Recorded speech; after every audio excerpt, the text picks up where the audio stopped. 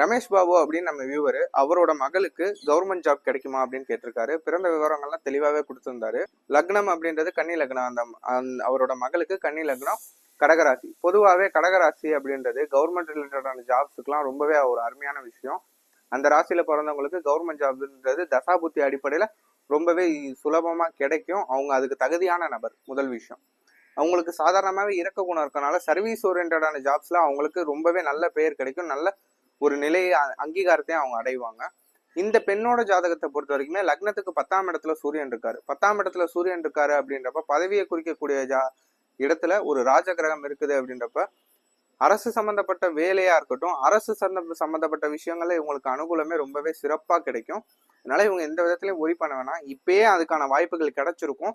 ஒரு சின்ன தாமதமும் தடையாவும் இருந்திருக்கும். ஆனா அவங்க ஒரி பண்ண வேண்டாம். கண்டிப்பா உங்களுக்கு கிடைக்கும். இந்த ஒரு குழப்பத்தினாலதான் நீங்க இந்த கேள்வியை கேட்குறீங்க. உங்க மக கண்டிப்பா கவர்மெண்ட் ஜாபுக்கு முழு தகுதி இருக்க ஒரு நபர் தான். அதே நேரத்துல இதை நீங்க குழப்பிக்க வேண்டாம். உங்களுக்கு குழப்பம் எதுவுமே தேவையில்லை.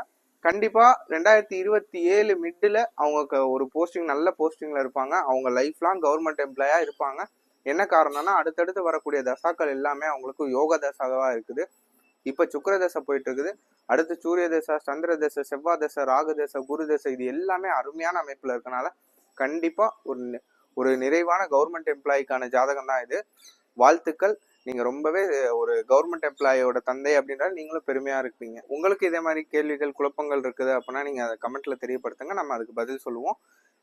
உங்க கமெண்ட்டுக்கு உடனே ரிப்ளை பண்ணிடுவோம். எந்த தேதியில உங்க கமெண்ட்டுக்கான ஷார்ட்ஸ் வருதுன்றதை அதில் குறிப்பிட்டுருவோம்.